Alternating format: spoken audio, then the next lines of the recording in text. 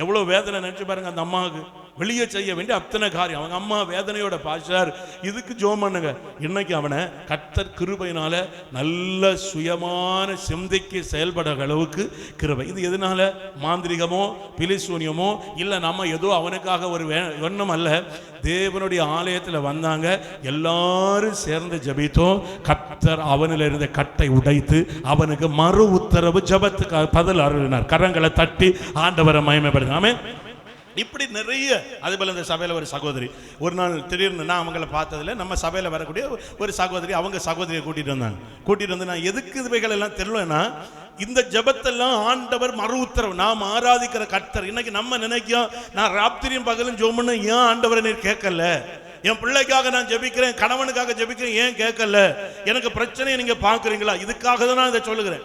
ஒரு சகோதரி வருகிறாங்க, சொல்லுவாங்க, பாஸ்டர் இது எனக்கு சகோதரி, குழந்தைக்காக பல காரியங்கள் பார்த்துருக்கோம், நான் நம்பிக்கையோட கூட்டிட்டு வந்திருக்கேன் பாஸ்டர், ஜெபம் பண்ணுங்க, ஜெபம் பண்ணி அனுப்புங்க. கர்த்தருடைய கிருபையினால இந்த இடத்துல ஜெபம் பண்ணிக்கிட்டு ஒவ்வொரு நாளும் ஜெபித்தான். இன்னைக்கு பார்த்தீங்கன்னா 2 பிள்ளைகளோடு கூட அவங்க வரும்போதெல்லாம் இந்த ஆலயத்தில் வந்து கர்த்தரை மகிமைப்படுத்த கர்த்தர் கிருபை வைத்திருக்கிறார். அப்ப ஏன் நான் சொல்லுகிறேன், ஆண்டவர் மறு உத்தரவு. இன்னைக்கு நம்ம நிறைய பேருக்கு வாழ்க்கையில நம்ம என்ன நினைக்கிறோம், ஆண்டவர் ஜெபம் பண்ணி பார்க்கிறோம், கிடைக்காத உடனே நம்ம நினைக்கிறோம் என்னதோ ஆண்டவர் விட்டுட்டாரு, ஏதோ ஆண்டவர் தள்ளிட்டாரு.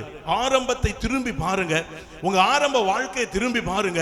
ஜெபத்தினால கூடாத காரியம் ஒண்ணுமே இல்லை. எவ்வளவு பெரிய அற்புதங்களை அன்றைக்கு ஆண்டவர் செய்தார், எவ்வளவு பெரிய ஆச்சரியமான காரியங்களை அன்றைக்கு செய்தார். நம்ம இந்த பிசாசு கொண்டு வரக்கூடிய காரியம் என்னன்னா, ஆண்டவர் செய்ததை மறந்துடுவோம். அன்னைக்கு இருந்த காரியம். உண்மையான ஒரு மனுஷனுடைய விசுவாச வாழ்க்கையின் வளர்ச்சி என்பது அது எங்க இருக்கும்னா, அவருக்கு விசுவாச வாழ்க்கையின் உயர்வு.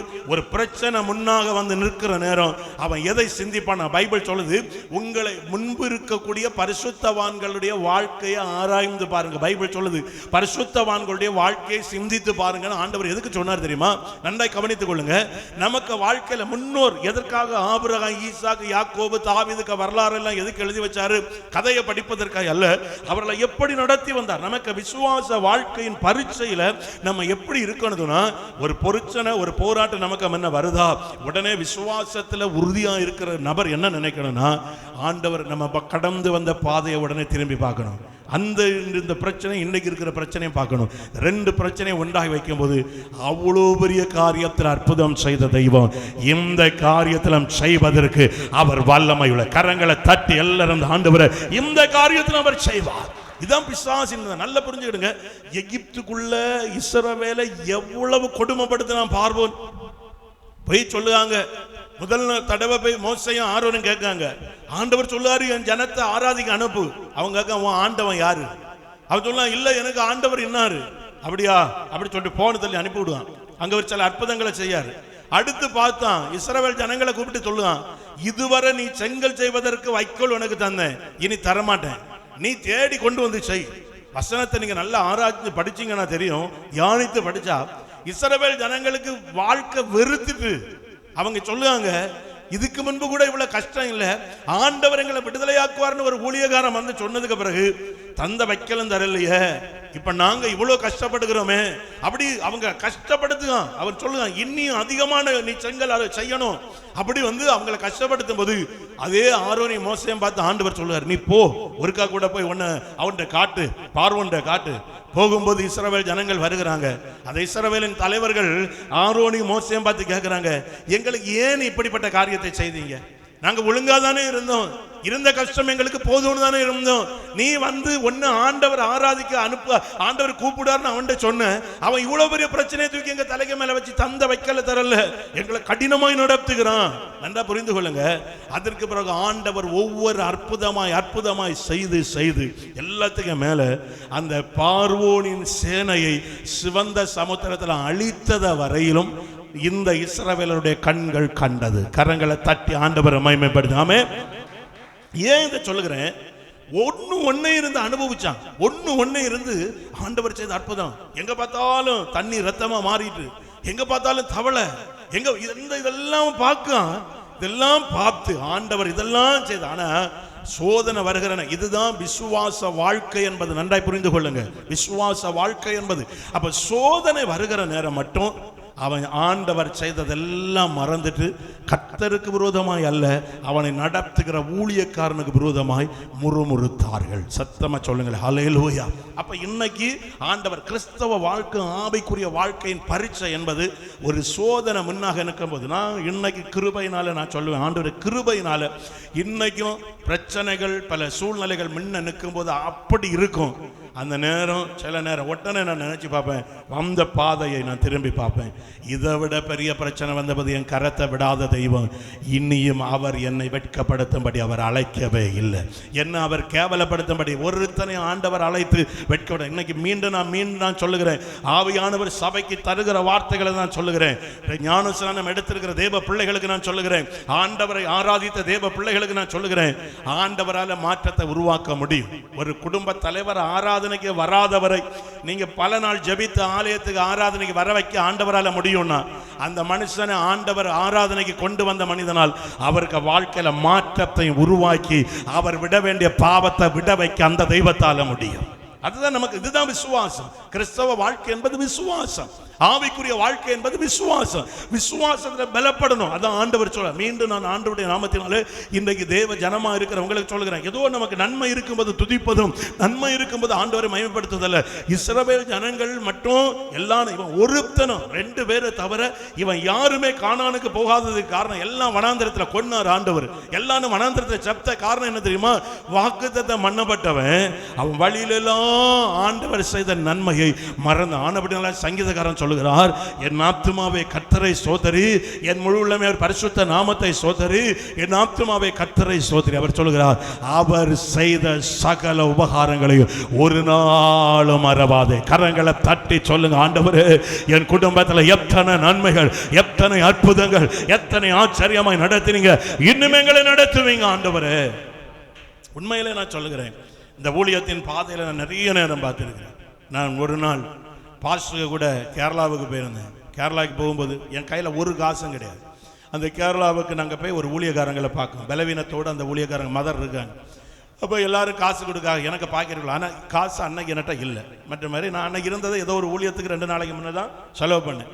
1000 ரூபாய் எனக்கு கையில் இருக்கு. அப்போ 500 ரூபாய் எடுத்து அந்த ஊழியக்காரங்களுக்கு கையில் கொடுங்க. அடுத்து 500 ரூபாய் இருக்கு.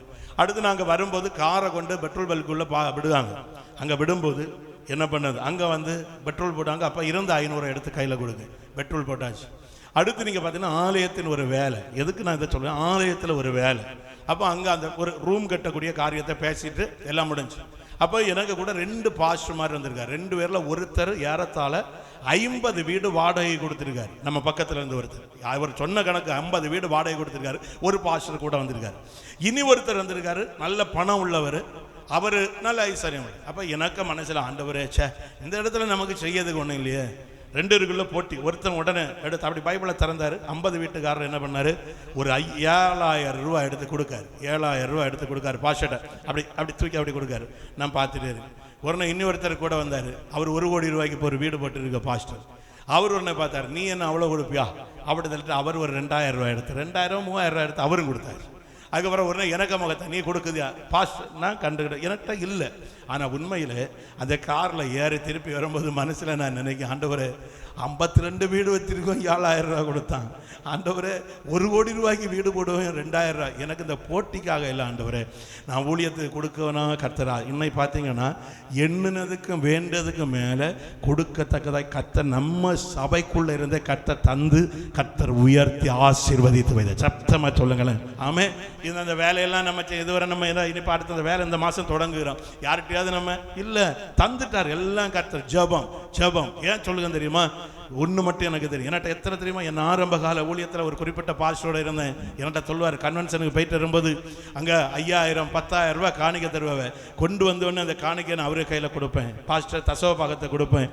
அவர் எல்லாம் இடத்துல, தம்பி சீட்டு போடணும், தம்பி எடுத்து ஒதுக்கி வைக்கணும், உனக்கு ஒரு வீடு போடணும், உனக்கு வீடு இந்த நிலைமையில இருக்கு, தம்பிக்கு அடுத்து கல்யாணம் பண்ணணும்.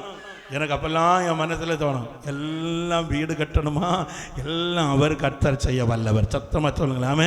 இன்னைக்கு பாருங்க, ஒரு கிருபை. அதுக்காக கேட்க நீங்க கிடைக்க ரூபாய் அப்படி போல எனக்கு அழைப்பாது. நீங்க சம்பாதிக்கணும், நல்லா சம்பாதிக்கணும், நல்லா சேர்த்து வைக்கணும், நல்ல ஒழுங்கா பிள்ளைகளுக்கெல்லாம் வச்சிருக்கணும். சும்மா வாரது அப்படி தள்ளிடக்கூடாது. நம்மகிட்ட ஆண்டவர் ஒரு பிள்ளையை தந்தாருன்னா கர்த்தர் கணக்கு கேட்பாரு. நான் உன்னை வேலைக்கு அனுப்புனேன், இவ்வளவு சம்பளம் தந்தேன். நான் சொல்ல எனக்கு நான் எதுக்காக சொல்லுவேன், இன்னைக்கும் பணங்கள் தேவை இருந்தது. இப்போ உண்மையில ஆண்டவருக்கு சமூகத்தில் ஜெபிக்கும் போது ஆண்டவர் அறிகிறார். என்னன்னா ஆண்டவர் இப்ப சிலர், நான் இதுக்கு முன்னாடி ஒரு நாள் நம்ம சபையில் பேசும்போது இங்க இருந்த ஒரு பாஸ்டர் இங்க இருந்தார், நம்ம ஸ்தாபனம். அவர் பாஸ்டர் முன்ன நின்று அப்படி சொல்லாதுங்க பாஸ்டர், கர்த்தர் எனக்கு இவ்வளவு தந்திருக்காரு, ஜெபம் பண்ணுங்க, அப்படி கேட்காதுங்க. கொடுக்க ஆட்கள் கூட கொடுக்க மாட்டா பாஸ்டர். அப்ப அவங்க என்ன நினைப்பாங்க, பாஸ்டர்ட்ட இருக்கு. நான் தானே அப்படி இல்லை, கர்த்தருக்காக செய்ய செய்ய செய்ய ஆண்டவர் எழுப்பிக்கிட்டே தான் இருப்பார். சத்தமா சொல்லுங்க. ஆமென். இதே நான் வாங்கி கூட்ட கூட்ட கூட்ட தாறுதெல்லாம் ஆண்டவர் ஒதுக்கிடுவார், ஒருத்தனுக்கு கொடுக்காது. அப்படி இன்னைக்கும் ஆண்டவர் கிருபையினால பிள்ளைகள் எல்லாம் கர்த்தர் எழுப்பி எழுப்பி ஒவ்வொரு மாதம் நம்ம கர்த்தருக்கு ஊழியம் வந்து அடுத்த வாரம் 16ஆம் தேதி மீண்டும் நான் சென்னையில் அந்த சபைக்கு அந்த ஆலயத்தின் வேலையை ஆரம்பிக்கணும். நான் நேற்றுக்கு தான் ஃபோன் பண்ணி மண்ணு காரியங்கள் எல்லாம் இறக்குவது. ஏன் நான் இதை சொல்லுகிறேன், இதெல்லாம் நம்ம இடுப்பில் கட்டி வச்சுட்டு இல்லை பேங்கில் போட்டு வச்சுக்கிட்டா இல்லை.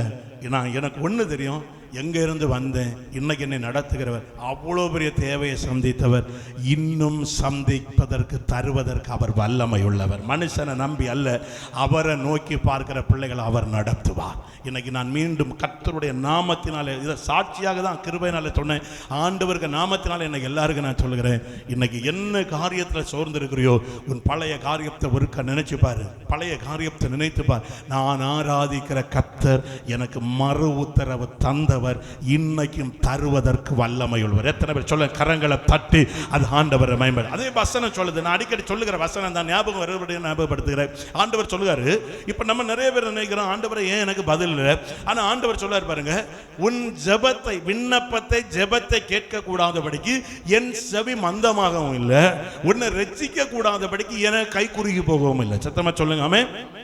நமக்கு ஆண்டவர் இன்னைக்கு ஒரு மனுஷன் வயசாகி, இப்ப நம்ம தலைமை பாஸ்டர் கூட நான் ஆரம்ப காலத்தில் போகும்போது அவர் பைக் ஓட்டுவார், நான் பின்னால இருந்தாலும் நல்ல கரெக்டா பேலன்ஸ் பண்ணி அவர் ஓட்டுவார். ஆனா இப்ப நீங்க பாத்தீங்கன்னா அவர் வண்டியில இருந்து இறங்கும் போது என்ன இறுக்கி பிடிச்சிக்க, பிள்ளைன்னு பிரதர் இறுக்கி பிடிச்சுக்கிடுங்க, கால் தவறி நாம நிற்க முடியல அப்படி சொல்ல. அப்போ மனுஷனுக்கு வயதாக வயதாக பலல தள்ளாட்டம் வரும். ஆனா பைபிள் நமக்கு அழகா தெளிவா நமக்கு வேத வசனம் நமக்கு என்ன சொல்லுதுன்னா, ஒரு மனிதனை குறித்து ஒரு ஆண்டவர், மனுஷனுக்கு ஆண்டவருக்குள்ள வித்தியாசம். அவர் எத்தனை ஆண்டுகள் ஆனாலும் வசனம் சொல்லுது, அவர் நேற்றும் இன்றும் என்றும் அவருடைய வல்லமை மாறாதது, அவர் மாறாத கர்த்தராக. கரங்களை தட்டி அந்த தெய்வத்தை இன்னைக்கு ஒருவேளை நீ நினைக்கலாம், அன்னைக்கு அற்புதம் செய்தார், இன்னைக்கு அற்புதம் செய்யலையே. அன்னைக்கு செய்த அற்புதத்தை விட இன்றைக்கு 2 பல மடங்கு அற்புதம் செய்கிறவராகவே கர்த்தர் உலாவி கொண்டிருக்கிறார். அன்னைக்கு தேசத்துல ஒரு குடும்பத்தை சந்தித்திருப்பாரு, அன்னைக்கு 2 குடும்பத்தை சந்தித்திருப்பாரு. இன்னைக்கு எவ்வளவோ குடும்பங்கள் அவர் சந்தித்து, அவருக்கு வல்லமை குறைந்து போகாது, அவருக்கு வல்லமை குன்றி போகாது. இன்னைக்கு மீண்டும் சொல்லுகிறேன், மறு உத்தரவு. இவ்வளவு வசனம்